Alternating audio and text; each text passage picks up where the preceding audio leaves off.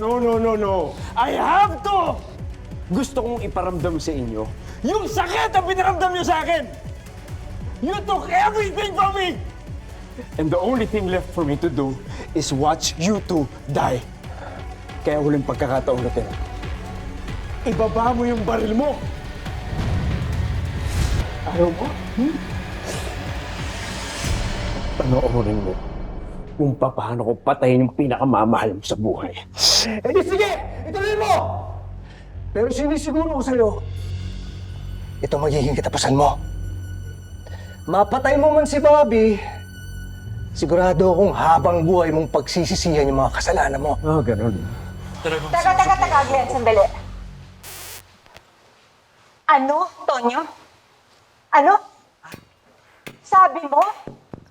Okay lang na mamatay ako, basta mahuli yung si Glenn? Ha? Okay na kung mamahal mo ako. Bobby, hindi naman sa ganun. Ano hindi sa... Sandali! Sandali din, okay?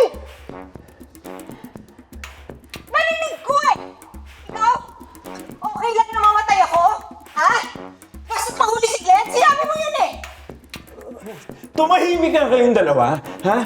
Tumahimik ka, Ate Bobby. Tumahimik ka. Ikaw ang tumahimik! Meron, sandali nga, mag-explain lang ako. Bobby, hindi ba kasama sa trabaho natin to? Collateral damage.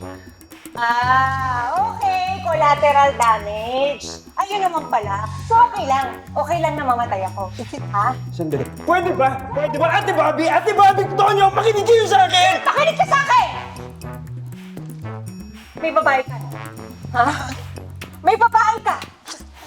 Ha? Kaya gusto mo akong mamatay eh. Tonyo, paano mo nagawa sa akin to? Ha? Minahal kita! Ang dami kong sinakripisyo para sa'yo! Tapos eto lang! Etong ikaganti mo sa akin! Bobby! Wala akong babae, Bobby. Jen, bitawan mo. Ha?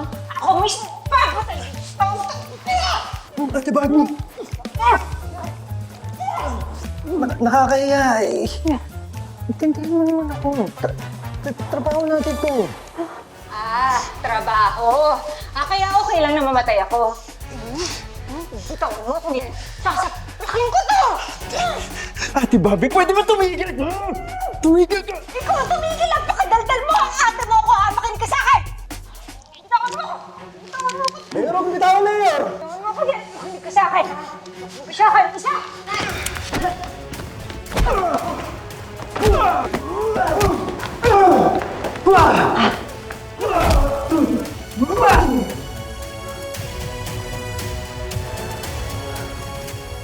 Uto-uto pala to si Mayor eh. Akala niya yata hayaan kita masaktan. Hindi niya alam, mahal na mahal kita.